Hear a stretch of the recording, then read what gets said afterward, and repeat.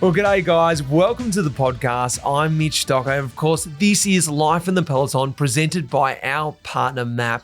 And yeah, this week I was down at the MAAP lab and it was pretty exciting because I was releasing the Life in the Peloton book. Yep, it's out there. It's out in the wild and it's being exclusively sold by MAAP. So get across to maap.cc to grab yourself a copy because you are not going to want to miss one of these.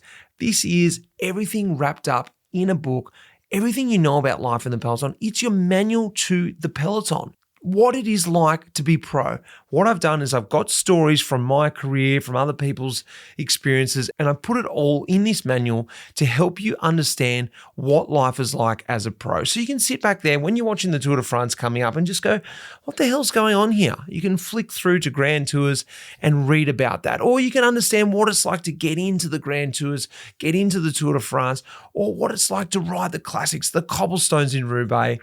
All that stuff is in the Life in the Peloton book. And also, why not sit back and have a cheeky glass of red wine, the Life in the Peloton wine that we have done with our friends over at the Elderton Winery out of the Barossa Valley. Yep, we've done it.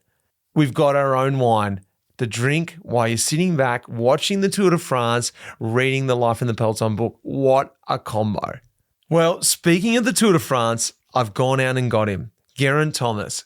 What a guest to have on Life in the Peloton. I was sitting back there, and even though I know him a little bit, I was still starstruck because he is an absolute legend of the Peloton. 18 years in the Peloton. He started 2 years before I turned pro, and he's still kicking on now. Plus, in his career, he's done everything. Gold medals at the Olympics on the track. He's ridden the classics and been right up the pointy end as well. Plus, 5 times on Grand Tour podiums with, of course, the Tour de France win. I caught him in between the Giro and the Tour de France just last week, sat down with him while he was up there training, getting ready for this year's Tour de France. So I thought, what a better episode to put out right now on the eve of the Tour de France to hear from a Tour de France winner and see what he is thinking about what is coming up. Plus, we go back and hear about his whole career as well. How cool is this? Peloton Legal, a boutique corporate law firm coming out of Perth, Western Australia for clients who want high-quality, value-adding advice. But what I love is the ethos. The founder, Sean McRobert, believes lawyers who focus on their mental and physical health come up with better ideas and add more value to their clients. Let's be honest, I think everyone can be a better person if we focus and put more emphasis on our mental and physical health in life. Things are getting way too busy. I'm feeling it firsthand since stepping away from the pro Peloton, and I can see when working in a high-stress job, much more stressful than mine, as a lawyer say, things like your physical health would slip to the side. These guys at Peloton Legal love all sports, especially cycling, running, tennis, and golf. Away from the office, you're likely to see these guys in the back at Margaret River on gravel tracks. They also love riding in Sydney, Melbourne, Singapore, Beijing, or Hong Kong. Wherever they are in town, they're out exercising. I love that because that is sort of what we're doing here at Life in the Peloton. We're exploring all these different Pelotons, and I love that it's infiltrated its way into the corporate law form with Peloton Legal. Well, guys, let's sit back, relax, maybe get one of those glasses of the Life in the Peloton Elderton wine and enjoy Geraint Thomas.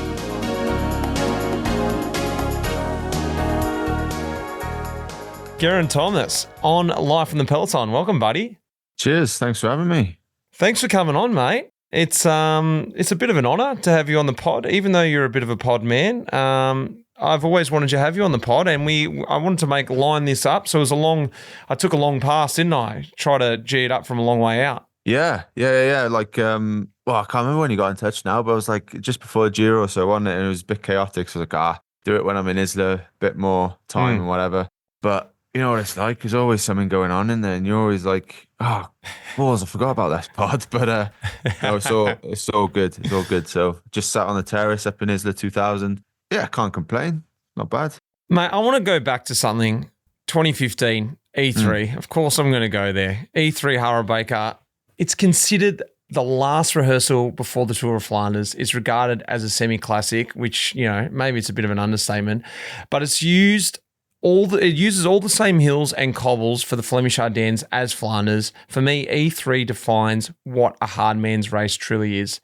Attacking on the Quaremont, 35k to go, past Marcus Burgard. Stybar is the only guy who can follow you. Goes across Peter Sagan, gets into your wheel at the top of the Quaremont. You guys are working pretty well together all the way to the finish behind BMC and Katusha are chasing. 4.5k to go, mate. You head off. Yeah. Take me back there. Wow. It's mad that that's 9 years ago already, but it does feel like yesterday, and it was, yeah. I think, as you say, that attack of the Quaremont was stuff you just dream of. It's like when you're junior watching those races and you see guys like Fabian and Boonen, or even before that, like Van Peteggen and all these massive names, and to be doing that and having the legs to do it, and getting a gap, and yeah, the likes of like Stybar, who was, in his prime back then, and obviously Sagan, like that was the big Sagan years, and yeah, to make that move, force that break, and then the three of us to ride together. And yeah, I just remember feeling like, wow, as they say in Belgium, diamonds in the legs, huh? Like, just feeling really good. And yeah, then this attack, I knew I wasn't quicker than both of them.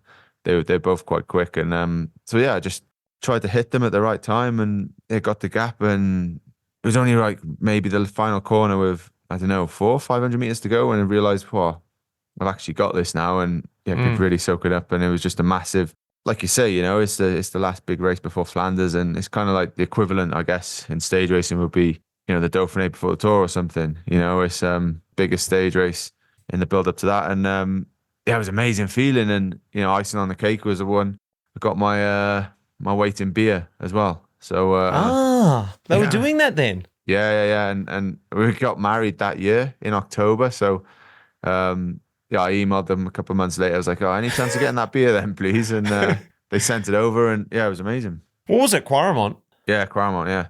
So they sent like, I don't know, there was a limit before you had to pay like a lot more in like taxes and stuff. So it was about 100 bottles, like litre bottles. So it was, so everyone's walking around the wedding. Yeah, with these big litre bottles, and got a bit messy, but it was good. Did you get one of those massive Quaremont glasses as well? No, it was just the beers, to be fair. But yeah. But those novelty glasses are probably only good for that moment. Like, when are you going to use one afterwards? Exactly, yeah. It's like those bottles of wine, isn't there? The glasses of wine that hold a bottle of wine. Like, when are you actually ever going to do that? Have a whole bottle in a glass. Yeah. Mate, the reason why I wanted to bring that up is I'm a classics man. I love the classics, and you were a classics man. I think at heart, I've never spoken to you about this personally, but I believe you love the classics. You were racing the classics. You, way back in the day, I didn't realize this, you won Roubaix as a junior. You featured in E3 numerous times. You featured in Flanders. You rode Flanders. You rode Roubaix the year you won the Tour. So like, you are a classics man at heart, but like, people these days see you as, rightly so, a full Grand Tour rider, which you are now. You've had this pretty much, I summed it up in the last couple of days. You've had 3 careers within a career. You started your career before I started mine. We're the same age. You started before me. You're still going now. You're just going on and on. But I sort of wanted to talk about today was this sort of 3 careers within a career, to sort of understand how you've been able to do what you're doing now at 38 years old, still at the pointy end in the Grand Tours, which I sort of, and I can only imagine what it's like, most stressful of sort of jobs, 3 weeks handling that pressure, the preparation you guys do now. So I guess the question sort of out of all that is, am I sort of right in saying that there is sort of 3 careers within a career, and that sort of allowed you to stay sort of mentally fresh to this sort of point in your life? Yeah, definitely. I think that's a big part of it. I think, starting on the track, that was kind of like my first career, so to speak. And I remember like once I focused on the road after the London Olympics, I was 26, that's old these days, to just be going full on for one thing. And then it turns like the classics, as you say. And I was like the road captain on the road in like the Tour and stuff. And I remember a few of the boys like being like, oh yeah, but he's just a track rider, what does he know about road racing? And it's funny how it changes over time. But yeah, and then obviously those years racing for like the week-long races and the classics. And like you say, at heart, I think, if I had to choose, I would say the classics is still like the biggest thing. Yeah, I think it's just, that's when my real first taste of like pro racing. And when I started, obviously I loved the tour and that's why I got into the sport. But I think when I was as a junior going over to Belgium, like we'd go over on the ferry and because it was only from London, it was only like 2 hours. It was easier to go there than to somewhere in the north of England. So I still had to get to London, obviously, but it was only 2 hours. So, but yeah, it was you travel over there and we'd watch the pros racing and we'd do our little racing as well. And just walking into bars and just seeing old men sat there with a beer, watching the cycling, which blew my mind. Coming from the UK, like cycling was nothing. Geeks and dweebs and whatever word you want to put to it, but that's what they did, and everyone was in the pub watching the rugby or the football.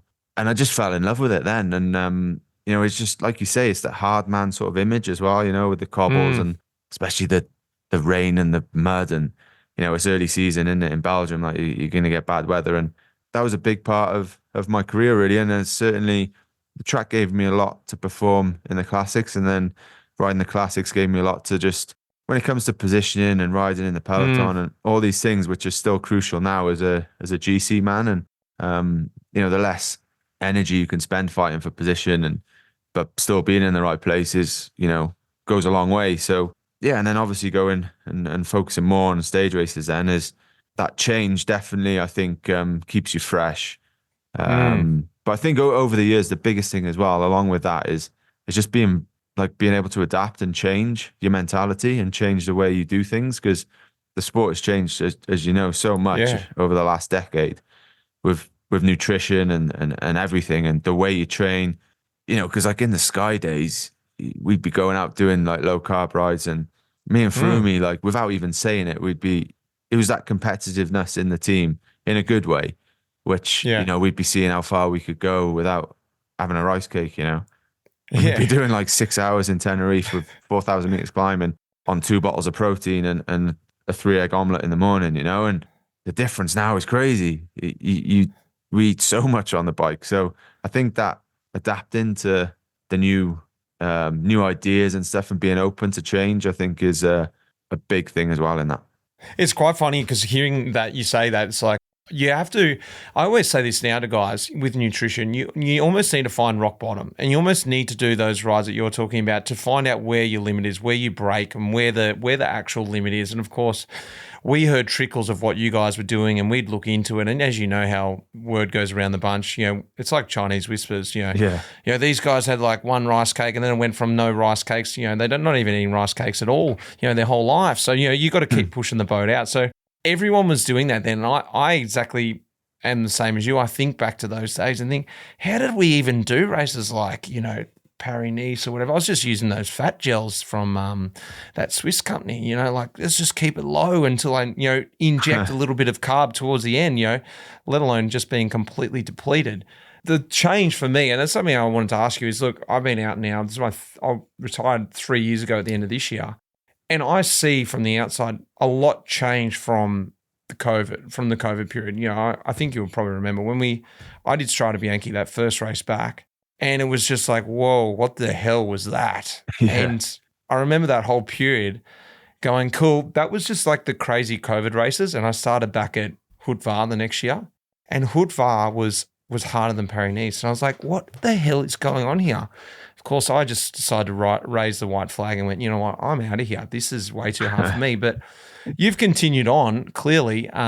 Has it just continued to go that way? And how have you been able to, as an older rider, still adapt to it? Because I feel that the rebuttal to that is, you know what, I often say, these young guys, they don't know any different. This is what they've done. They've come into the peloton this way. The older guys are the guys who have to struggle to change so much with the new guys, I think. Tell me about the last sort of few years. Yeah, I think like with the older guys, you have these inbuilt beliefs as well. There's a set way of doing things, don't you? And that's always hard to change. Like, and the new guys, that's just the way it's done. So for them, like somebody asked Pog the other day, like, oh, what do you think about this new way of racing from the gun, blah, blah, blah. But it's all he knows. Like that's the only way he's raced since turning pro, So for him, there's no change. That's just racing. And I think that's the thing with all these young guys now. And they also, 14, 15-year-olds, like, doing it. They've got power meters, they're eating. They've got all access to all the information about nutrition and stuff. Like for me back in the day, I remember just you had absolutely no idea what was probably a good thing as well, but you had no idea what the pros were doing. You know, it's just like this. There was no to get that information was just impossible. Whereas these days, it's all there. You know, in front of you, and these junior teams and under 23 teams are just like pro teams now. So everything sort of shifted like earlier. You know, I think that's a big thing. And with the style of racing, I think the one good thing I guess for me now is the fact that being a Grand Tour racer is almost the Grand Tours are obviously a bit more intense and every day you're racing, but it's not as punchy as the week-long races So I think for me, as you get older, the general thing is you lose a bit of your punch and whatever, but I think over 3 weeks you can still be competitive and perform. And so luckily, I guess I'm competing in those races at this stage of my career, really. Well, it seems like a conscious way that you are riding, watching you in the Grand Tours, and it must be a conscious thing, or even fighting yourself not to follow things that you think you should, and just go, nah, I can't go over my limit. I know how I have to ride. I know the way I need to attack this. Even just looking back at the Giro and seeing Ben O'Connor, the way he followed Pog early on in the race, and as exciting that was, you sort of have to hold the reins back. Is that something you're consciously going and just going, cool, that's the way these guys race. It doesn't suit me. I know the way I need to race. Or you just literally like, I'm actually on the limit. I just need to, just hang on here. It is. It's just understanding your body, knowing your limit and knowing that if you're doing 460 watts, like I can't keep this going for the next 20 minutes. I need to back off, and don't want to blow up completely. So it's just not possible for me to do it. Yeah. So, you got to just back off a bit and hope that they do slow down. But Hog doesn't, the rest do. So, it's just the way it is. So, yeah, but it is, I like the style of racing. The only thing is, though, I think I get the impression sometimes that people just assume that back in the day was easy then. Like, so-and-so today would smash it back then, Or if I knew what I knew now and I went back, then I'd kick everyone's head in. But would you? I think so. I think just because if you were the only one that knew that, but that's not, that is not possible. It's just, you only do what everyone knows at that time. You know what I mean? It's not like. But would you, the thing is, I guess there's a question is, the whole peloton is raising the level. If you're the only one doing that and you had to go, for instance, train on your own, push the level, eat that way completely on your own, like it'd be just like a mountain of just stuff to organize because the whole peloton's on that regime. It sort of keeps lifting it, do you think? Yeah, for sure. Like it keeps moving on and everyone keeps pushing forward. But yeah, Dave B actually said to me once, he was like, yeah, if I knew what I knew now and went back, like, I would have been so much better. Like I did all these mistakes back in the day. Well, everyone, it's like saying like, oh, if I just invested in, Twitter or I don't know, Tesla, then I'd be a millionaire. Well, yeah, of course, but that's not reality, is it? Like, you only know what you know at this time. Like, if you could time travel, then yeah, it'd be great. But yeah. I want to talk a little bit about back in the day, Barlow World. You signed when you were 20 years old and young. And there was a pretty cool team, actually. I was looking through, not everyone was in the team at the same point, but as your 3 years in Barlow, you had Baden Cook there, Cummings, Froomey was in there, Gasparotto as well, Impey, Hunter, even Swifty did a bit of time there as well. Really cool crew to start off there. Tell me about Barlow World in the beginning and the old times. Yeah, it was, when you look back now, like those names like Mauricio Soler, who, unfortunately had a bad crash and ended his career early, but yeah, it was a great team. Like it was a great place for me to just learn just bike racing, really. Like it certainly wasn't as professional as Sky and like the World Tour teams, but it was a Pro Conti team. But rode the Tour that year, was rooming with Robbie Hunter. And, there was days you're just like, right, this is the point. You got to get to here, just bite the bullet to here. And then Gruppetto was going to form and I'd never make it to. I'd always be out the arse before that, but managed to get through it. And there was a good group of us, and Impey was there a year after I joined, Darryl Impey, and as you say, Froomey, but he certainly wasn't the rider he had this real raw talent that was obvious, but he was just like, he just grew up in South Africa, didn't have the tradition of cycling, really didn't understand, all the small things that sort of bike riders do and the way you behave and stuff. And the DSs were, they were good and they cared. They weren't the best in the world, but I think it was just a real good grounding as well, really. Like then you appreciate when you move on to bigger teams and, you know, more professional, and you appreciate that more, you know, like without sounding like the old grumpy guy now, but like, you know, the kids these days kind of just expect everything. Yeah. I think just like being in a smaller team and, you know, just driving like 4 or 5 hours to races and like in your clapped out bloody Clio or whatever, or Polo it was. It was just like, it was a great life, but it just feels like a different career totally. Yeah. But they were good times, yeah. Was it focused, like was it about being on the road to enhance your trackability? And you know, you were on the road, you were signing that team, but ultimately you were trying to be good at the Olympics. And the road was just, you know, sort of helping you get that endurance, or there was like clear path. Hey, I'm just getting this track stuff done, and I eventually want to go, you know, and win the tour. You know, like when the hell? This is another question, but when the hell did that thought come in? But let's talk about that first bit. Yeah, what was it all about then? Yeah, it was both really. It was a tool to get fitter and stronger for the track, but at the same time, it was a way of at least being in the pro peloton and hopefully progressing and moving forward in that after the Olympics. So, because it was 2007 where I joined Barlow for the first year, and I was hoping to ride Beijing Olympics in 2008. So yeah, that was the idea. Just go there, use that the road racing to just become stronger, basically. But then at the same time, I was like, yeah, but this is where I want to be, and I want to move forward. And at that point, as you just briefly mentioned, the tour never even crossed my mind, especially after doing it in 2007, where I was last but one. Like, and actually, in the Giro this year, Van Severen, his dad was in that very first tour that I did, and he was last, and I was last but one. And I went up to him, I was like, I was racing with your dad, you know, and he was like, "Boy, you're quite old then, aren't you?" I was like, "Mate, it's unreal."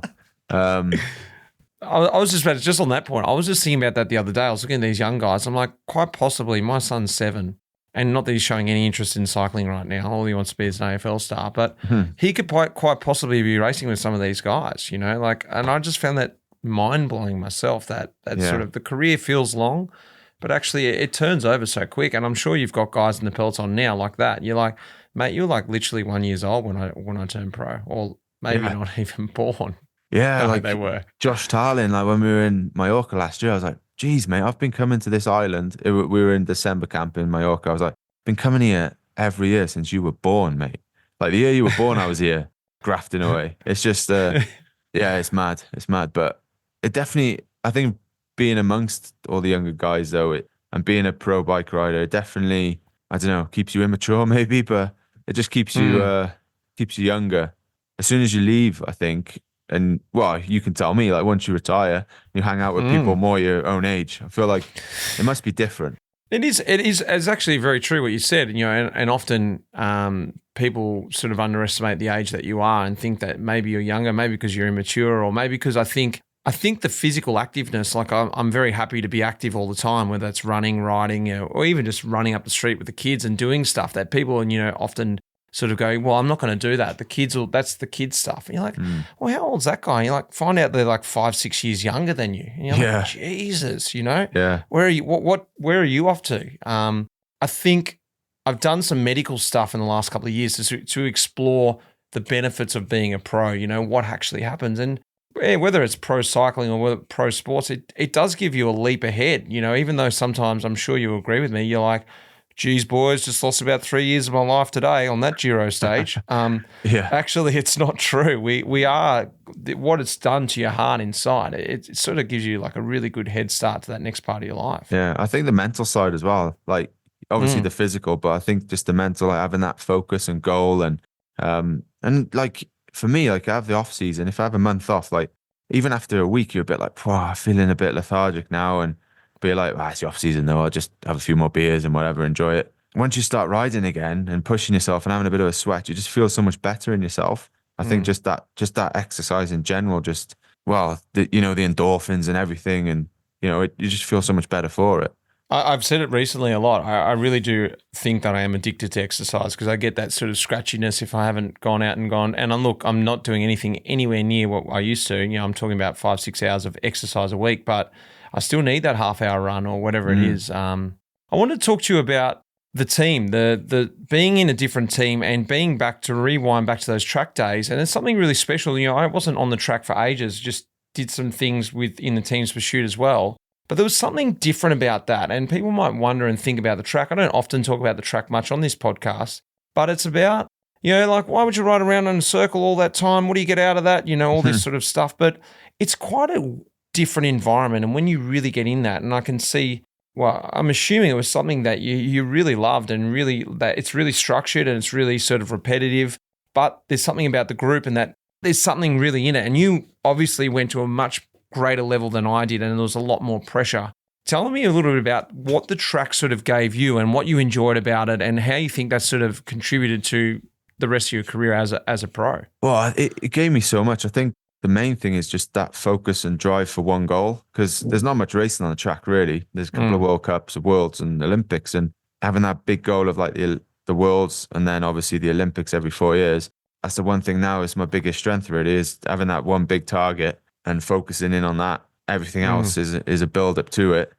And just getting yourself in the best shape possible for a certain date. And I think, that was one of the big things. And then obviously, a specific, you know, the track and it can be intense, and the training is like in a team pursuit is, you know, by 0.1 of a second, like a lap is like analyzed and scrutinized, and your changes and stuff. And then physically, I think just that raw power, like power at speed as well on the flat in like that aero position.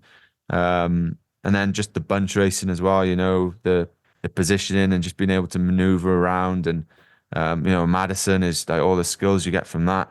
I think it just sets you up like perfectly. And yeah, I think anyone really, no matter what age, I think just a bit of track racing certainly helps, and the cadence and everything, even though probably one of the slowest pedalers in the peloton now. But I think it just gives you so much. Rewinding back to there, because like the British, I don't know much about how it all came about, but like the British Cycling Academy or the Olympic Academy, it sort of was kicking off really with Rod Ellingsworth in 2003, I think. Correct me if I'm wrong here, but there's a certain core group that really came out of there that you guys sort of, in a way, in my opinion, sort of really floated the eventual Sky. You know, you guys were so key to the success of, you know, Sky where it went. You know, we go sort of being a little bit before that and then coming in later, but you're that real core group, you know, Rowie, yourself, you know, Swifty and even Cav in a way. I'm probably missing a million guys, but tell me a little bit about that whole academy and sort of coming through that, because as Aussies, you know, we were like, oh, that bloody academy, you know, we're always trying to go up against you guys, and you guys seem to be always on the forefront and having everything that little bit better and just being that step above it always felt like. Oh, you're right. That's funny you say that, because we always saw you guys as in front of us. Like for me, anyway, you know, like Gossi and Clarkey, and because they was my year really, and in Italy they were always just a bit ahead of me. Like Gossi won a few big races, didn't he, and stuff. So it's funny you say that, but that rivalry was great, and that sort of drove both of us on really. But yeah, for me, the academy it was like an apprenticeship. You know, it was a great way to just learn how to be.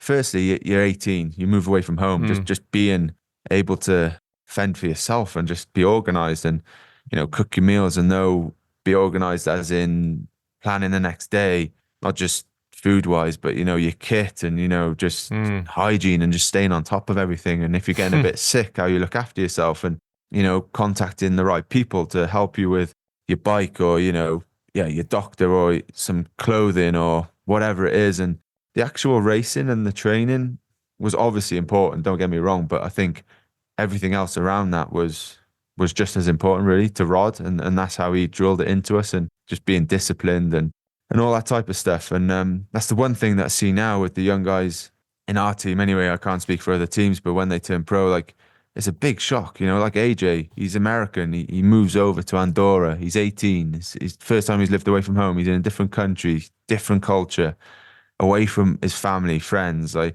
in Andorra, he obviously knows a few people, but Andorra's a pretty big place and spread out. And it's it must be so much harder for him to just deal with everything, like the lifestyle changed apart from just turning pro at such a young age. So the academy was amazing for us. And as you say, like so many guys came through it and had amazing careers out of it, Pete Kenyick as well. And it was just like a great way to sort of set us up and be ready for what's to come, really.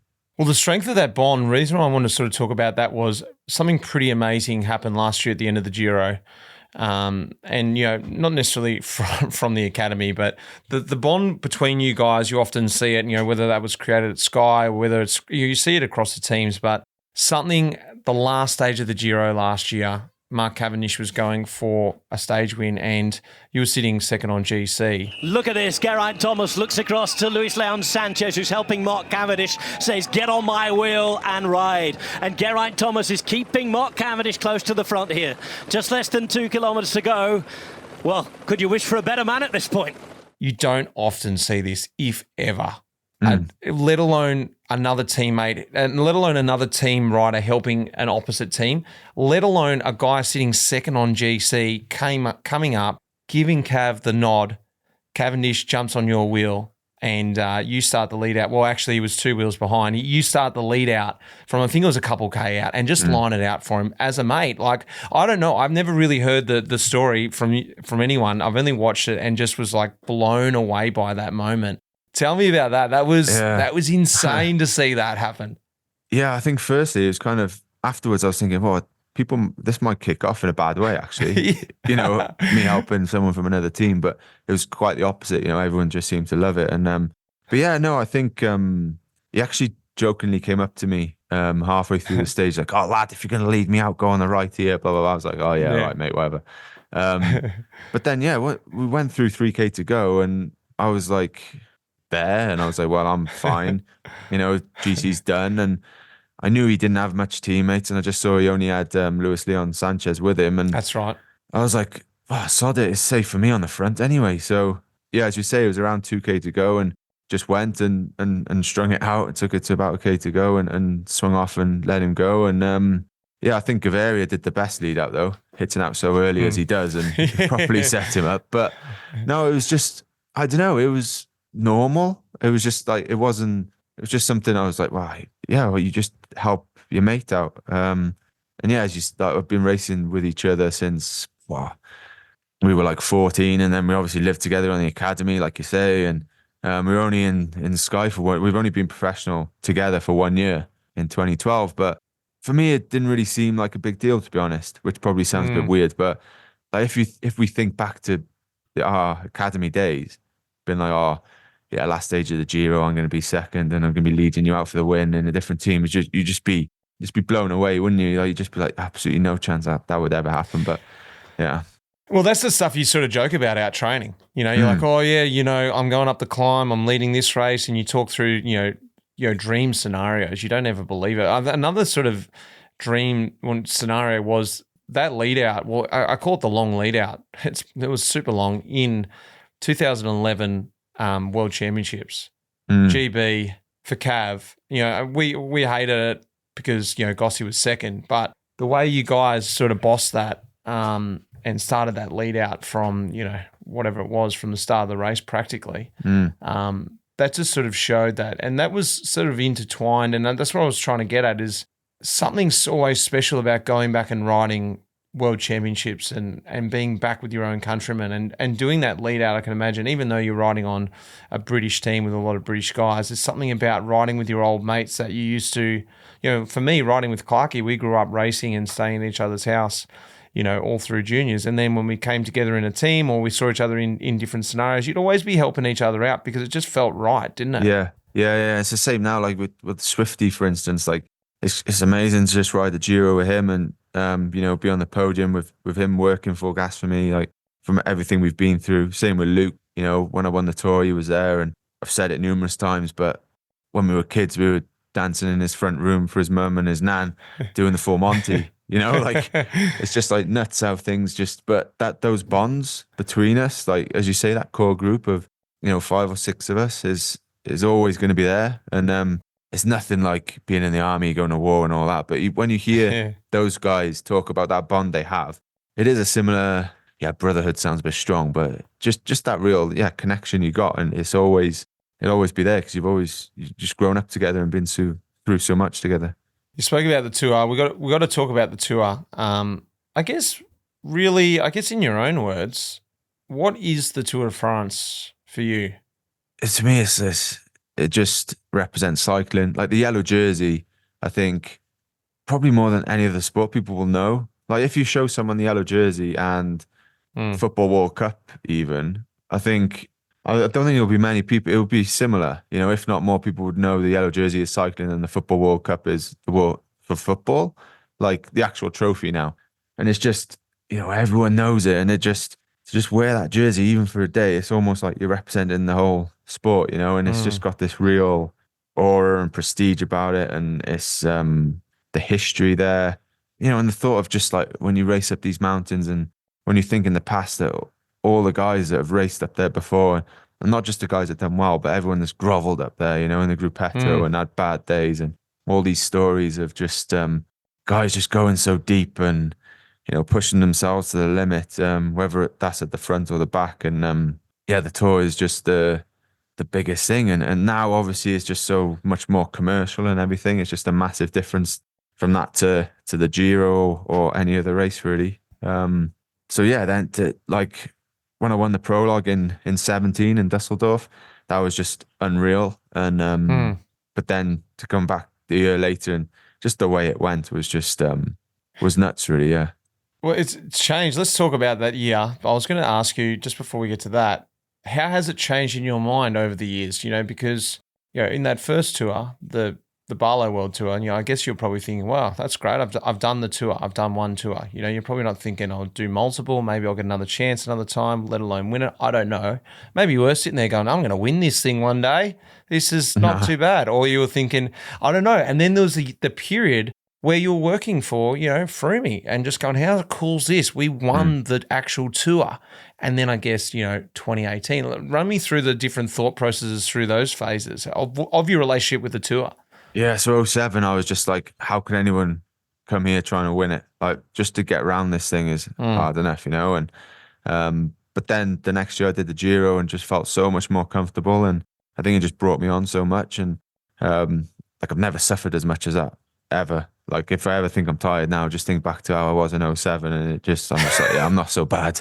But then, yeah, as you say, like, you move on, you get better. And missed out on 2012 when Brad won because I was riding the track, so skipped the tour, and I was devastated to miss that, to be honest. I just really wanted to be a part of that. So then in 13, when Froome won and I was there, I fractured my pelvis on the first stage in Corsica, but got better through the race and was able to contribute, and it was just amazing, like how to be a part of that and rising onto the Champs-Elysees with the yellow jersey in the team, and then every year, progressing, getting better, getting deeper into the mountains, getting further up the last climb.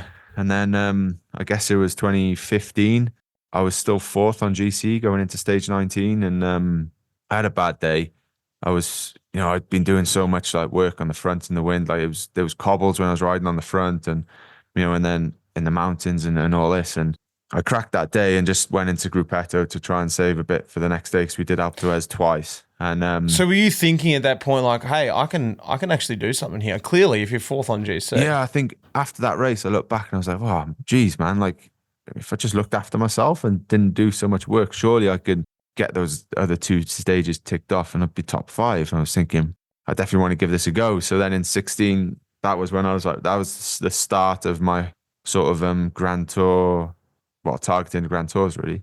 Were you understanding though, because there's one thing, and we see it a lot with a lot of riders who support, as super domestiques and get very close, and we always say, oh, imagine that guy if he could be the leader himself. But ultimately, when they change teams, they understand like, oh, actually leading a team is pretty hard. Yeah, I might physically have the ability, but I've actually got to be on for 3 weeks. Were you starting to tap into, okay, physically I think I can do it, but I can see what Froome has to do, or Richie or whoever else you're working for at that time. And I think the mentality is ridiculous, but I can get it. Or you had no idea what it was like leading. Yeah, it definitely took a lot from Froome and Brad and Richie and the likes. And I think going back to those track days, like when you sat there in the chair before Team Pursuit final, and that intensity of it, like you got 4, 3, 50, whatever it is, minutes of the race, and one tiny mistake can screw it up, not just for yourself, but the other three guys you're racing with. That intensity and that pressure. I was three. Three. That was a lovely position. Just roll in, no Perfect, pressure. mate. Yeah. I was fourth. I loved fourth. You could really roll in on the back there. Exactly, yeah. So, but like, I think that gave me so much as well, like dealing with that pressure and stuff. So yeah, I think that the mental side of things, I was almost more ready than physically, I think. Yeah, cool. And I just, it was just something I really wanted to give a go. And then I knew to lead the tour was going to be pretty much impossible the way Froome was going. So it was kind of like, the Giro can target that first, and then, look to maybe do the tour as well at some point. But was always ambitious and always wanted to go for it. But I just never, I'd chat to Dave about it and Tim, my coach, but I'd never go further than that, really. I'm not one to sort of tell everyone what I want to do and talk about it. I just keep that in my head and keep that like determination and sort of and focus in my head and just deal with it like that and not, go around blowing my own trumpet. But and then 16 was the first. It was more in 16. I was like, right, I want to be backup leader for Froome. That was the next step, really, for me. But you know what it's like? You're like, last year I was good and I was like 68. So this year from 67, I'm gonna absolutely fly. But it was just totally opposite, and I was just terrible. So it's a lot of learning in that regard as well. It's I knew 68 was better, and I didn't push it so much then. What about give us some perspective here about body image or body weight? Let's just say that. What were you sort of at the peak in the track and the classics, and how's it sort of changed over the years to find out? Because exactly what you pointed out there, and that's what I was trying to say at the start. You've got to go to 67 to understand. Cool, that's the limit. I don't need to do that. And if you don't go there, you always wonder what 67 is or whatever it is. Yeah, exactly. For me, it's like 80, 85, 86, But what is that sort of progression? Because I think a lot of people would not really understand, there's been a massive transition in body. Yeah, for sure. There's a lot of trial and error as well. But on the track, I guess, mid-70s, easily, 75. It's all about power. Like weight was insignificant, really. And then the classics was like low 70s, maybe 71, 72. And when I was looking to perform in like Paris and Romandy, these type of races, and you try and go like low 70s. Over the years as well, like you slowly, for me anyway, it's certainly not natural to be down at that sort of weight. So it took a lot of effort and time. But it was a big difference, isn't it? 68 to 75. Like, yeah. So at the pointy end, it's really hard. But now I feel like I can get down there, but I have to be so on it to get there. I need that rebound and come up. And some people might see that as being unprofessional when you put on weight in the winter and things. But for me, it's I need those peaks and troughs I definitely need the troughs to get to the peaks. You know what I mean? And for my body as well, I think, I don't know, like, to be so low, it's not great for the body, like for a prolonged period. I think I can only really stay there for, 6-8 weeks tops type thing. So to then rebound and come up, I think your body it just soaks everything up and just like repairs itself is kind of the wrong way of wording it, but just recovers from it, I think. And then you can get back down to that again. But everyone's different, aren't they? And then, some guys are naturally just a lot lighter and built for it. But for me, it's always kind of been that big fight to get down to it, really. What about the sacrifice then? Because, it's something that it's a big part of it. And this is something that I wouldn't say struggle to understand, but have a lot of respect for you to be able to keep making the sacrifice year in, year out. My wife was on board with me. She has to be, because like when you're doing these crazy, strip downs, there's no point your wife sitting in the corner going, yeah, good luck for that. I'm just going to order another dessert and drink this glass of wine over here. You're like, yeah, good on you. Everyone's on board. Everyone's on the, the GT wagon or, the Mitch Stocker wagon when I was trying to do something.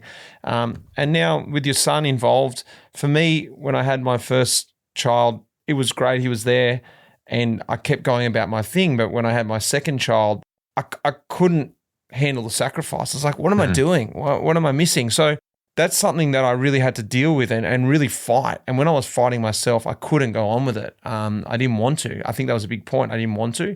It sounds like for me, in order to do what you're wanting to do, you have to want to do that. You have to want to make that sacrifice. You have to want to be at that weight. You can't force yourself to do those things. Yeah. It's much too hard.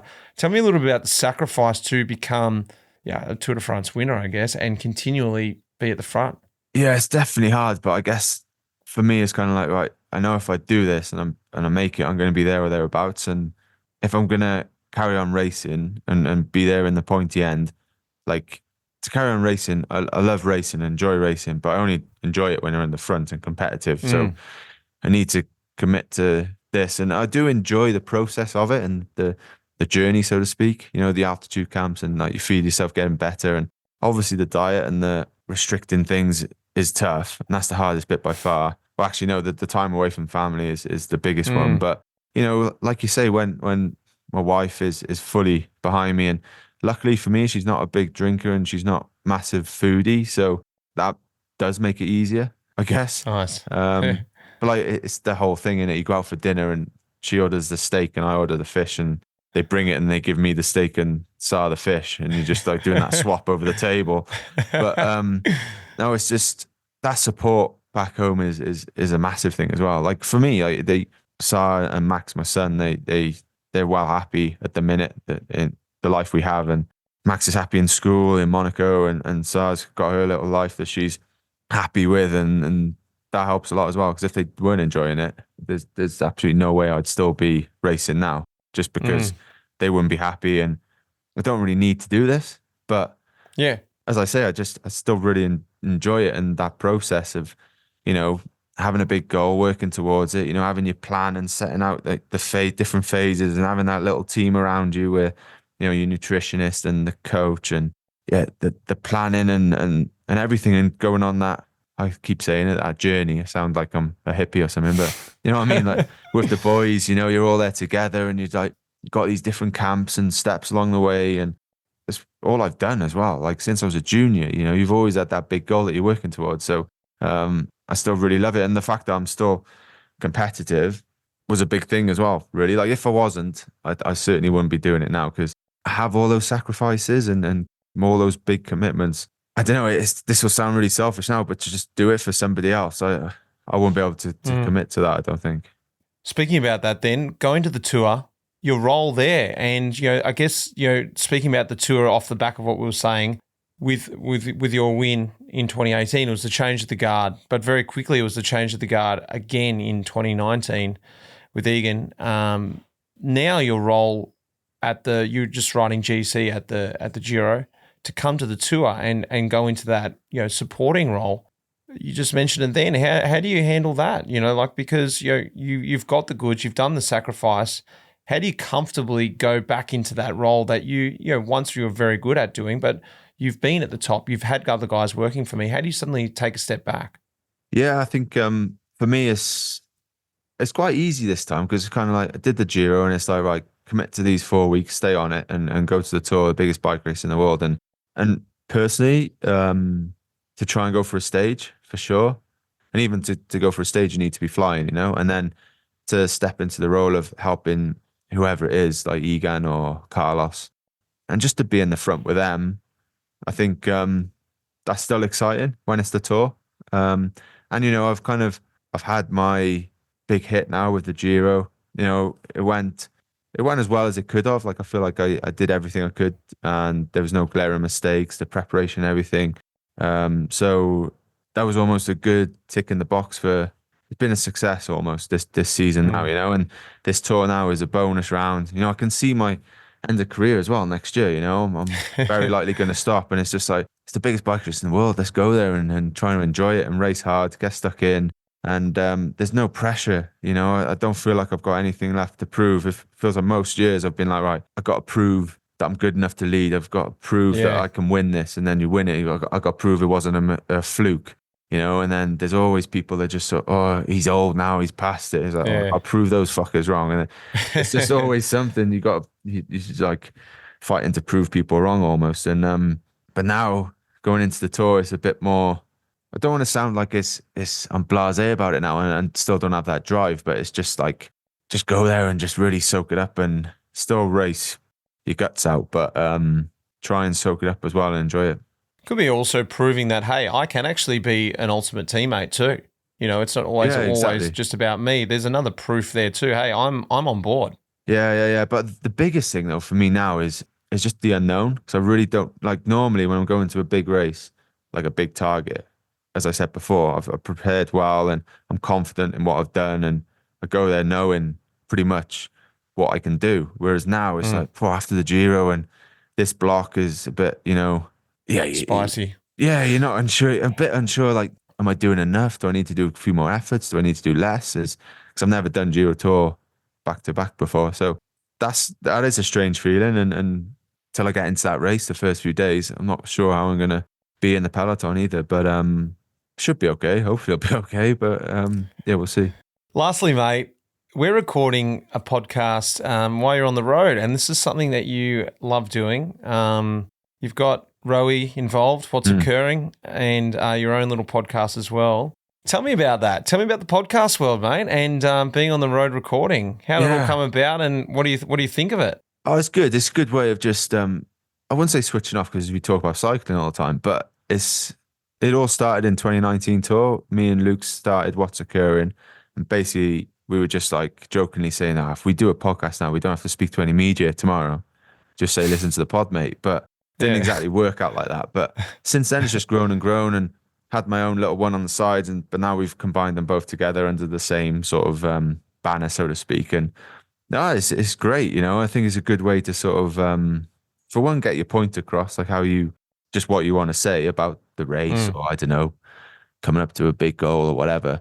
And yeah, I think just giving an opinion on the racing and stuff. Sometimes the biggest thing for me and Luke is we forget that it's a podcast sometimes, and we turn into a bit of like you bus chat, and you just start ripping a few people and just taking the piss, just being like a bit, banter or whatever. But suddenly it can be released sometimes like, maybe we shouldn't have been quite so harsh. But I think just giving an honest opinion about racing and tactics, and I think people enjoy that, and that's nice to do for sure. And then when you get guests on as well, we've had some pretty big hitters on, and I think when you know them, they're just so much more relaxed as well.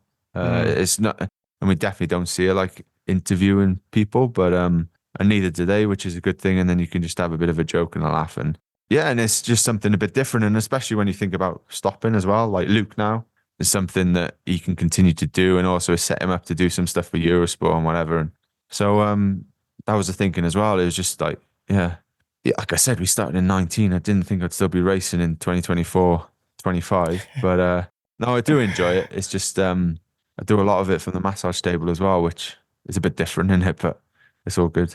Mate, it's awesome. I think I enjoy listening to it. I think everyone else does too. Mate, I'm going to let you get into training. Thank you for coming on the pod. Great to chat with you. Pleasure. Cheers. Thanks for having me, mate. And catch you soon, maybe. See you at the tour. Sweet.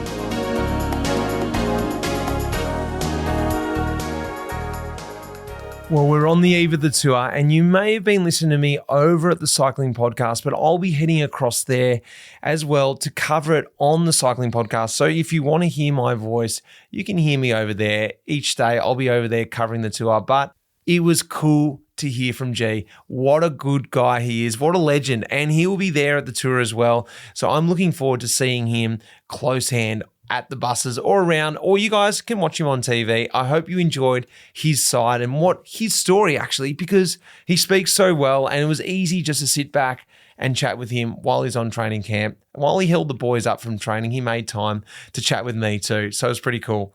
Big thanks goes out to our major partner, MAAP, you guys for listening, and Red Bricks Media for putting this podcast together. Guys, we'll have another episode for you next week. The race communique is coming to you. That will be the preview for the Tour de France. And like I said at the top of the episode, if you haven't got yourself a Life in the Peloton book, I do not know what you are doing. Until then, cheers, guys. That iconic music in this episode was composed by none other than the legend, Pete Shelley.